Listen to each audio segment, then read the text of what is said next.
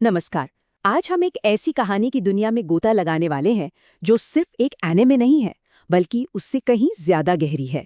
ये कहानी है त्रासदी के बाद जिंदगी का मकसद ढूंढने की। ये कहानी है उम्मीद की, बलिदान की और भाई बहन के कभी ना टूटने वाले प्यार की। और ये जो लाइन है ना, अंधेरे में भी उम्मीद की एक लौ होती है। सच कहूं तो यही इस पूरी कहानी का दिल है, इसका सबसे बड़ा मैसेज।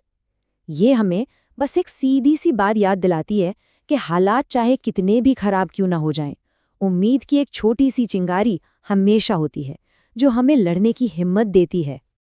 तो कहानी शुरू होती है तांजीरो कमादो से। सोचिए, जापान के पहाड़ों में एक लड़का रहता है, बहुत ही सीधा साधा, दिल का अच्छा, जिसकी जिंदगी बहुत ही शांति और सुकून से कट रही थी। वो लकड़ी बेचकर अपनी छोटे से परिवार का गुजारा करता था। मतलब एकदम सिंपल सी जिंदगी थी, खुशियों से भरी हुई। वो अपने परिवार से बहुत प्यार करता था। लेकिन जैसा कि अक्सर कहानियों में होता है, ये शांति, ये खुशी ज्यादा दिन टिकने वाली नहीं थी। ये तो बस एक बड़े तूफान से पहले की खामोशी थी। और फिर वो दिन आया, एक दिन जब तांजीरो काम से घर लौटा तो उसे अंदाजा भी नहीं था कि उसकी पूरी की पूरी दुनिया हमेशा के लिए बदलने वाली है।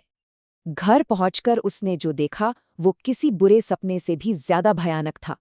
डेमन्स ने यानी राक्षसों ने उसके पूरे परिवार को बेरहमी से खत्म कर दिया था। उसकी हंसती खेलती दुनिया एक ही झटके में खून और बर्फ के बीच बिखर कर रह गई।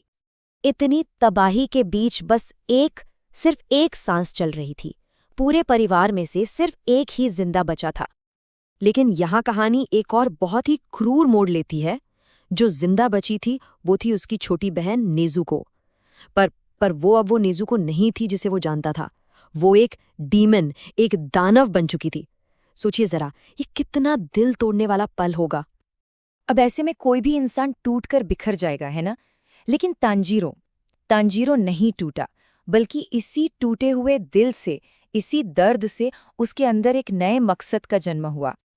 हाँ, उसका दिल पूरी तरह से टूट चुका था, लेकिन उन आंसुओं के पीछे ना एक आग जल रही थी और उसने हार नहीं मानी। उसी पल उसने एक कसम खाई, एक ऐसी कसम जो अब उसकी जिंदगी का सब कुछ बनने वाली थी। उसकी कसम थी अपनी बहन को बचाना, उसे वापस इंसान बनाना। चाहे कुछ भी हो जाए, चाहे रास्ता कितना भी मुश्किल हो, वो उसे ठीक करके ही रहेगा। और यही कसम, यही जिद उसे एक ऐसे रास्ते पर ले जाती है जो कांटों से भरा है। ये रास्ता था एक डीमन स्लेयर बनने का, यानी एक ऐसा योद्धा जिसका काम ही है इंसानों को बचाने के लिए डीमंस का शिकार करना और उन्हें खत्म करना। तो अब सवाल ये था कि वो ये करेगा कैसे? यहीं से उसकी यात्रा का अगला पड़ाव शुरू होता है, एक आम लड़के से एक योद्धा बनने का सफर। सबसे पहले तो उसकी किस्मत उसे मिलाती है एक बहुत ही काबिल डेमन स्लेयर, गियो तोमियोका से। गियो ही उसे गुरु उरोकोदाकी के पास भेजता है, जहां उसकी ट्रेनिंग शुरू होती है। और यकीन मानिए, ये ट्रेनिंग कोई बच्चों का खेल नहीं थी, बहुत बहुत मुश्किल थी। वहीं पर वो वाटर ब्रीदिंग जैसी एक कमाल की टेक्निक सीखता है, जो उसे डेमन से लड़ने की असली ताकत देती है। और इस जानलेवा ट्रेनिंग को पार करने के बाद आखिरकार वो दिन आता है जब Tanjiro officially demon slayer corps का हिस्सा बन जाता है। लेकिन योद्धा बनना तो बस शुरुआत थी, असली लड़ाई तो अब शुरू होनी थी।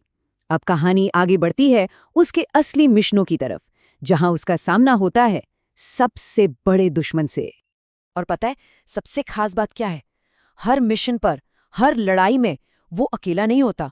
उसकी बहन नेज़ुको, जो अब एक डेमन है, उसके साथ मिलकर लड़ती है।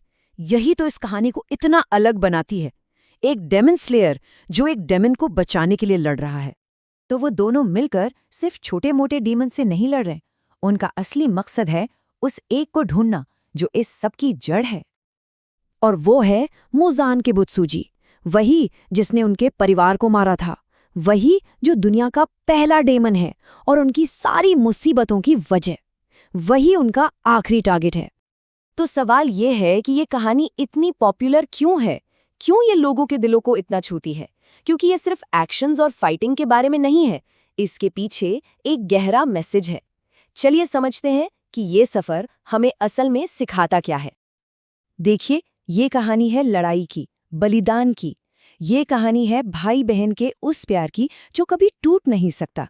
और सबसे जरूरी, ये कहानी है उम्मीद की, उस छोटी सी लौ की जो सबसे घने अंधेरे में भी रास्ता दिखाती है। और ये बातें, ये ऐसी हैं जिनसे हम सब कहीं न कहीं जुड़ पाते हैं। ये लाइन, एक सच्चा योद्धा वो है जो अपनों के लिए लड़ता है, चाहे रात कितनी भी काली क्यों न हो, पूरी कहानी को एक लाइन में बता देती है। असली योद्धा होना सिर्फ ताकतवर होने के बारे में नहीं है। असली योद्धा वो है जो डर लगने के बावजूद अपनों को बचाने के लिए खड़ा हो जाता है। तो आखिर में बस एक सवाल के साथ इस सफर को यहीं रोकते हैं। अगर जिंदगी में कभी सबसे अंधेरी रात का सामना करना पड़े, तो वो कौन सी चीज होगी जो उम्मीद की लौ बनकर रास्ता दिखाएगी?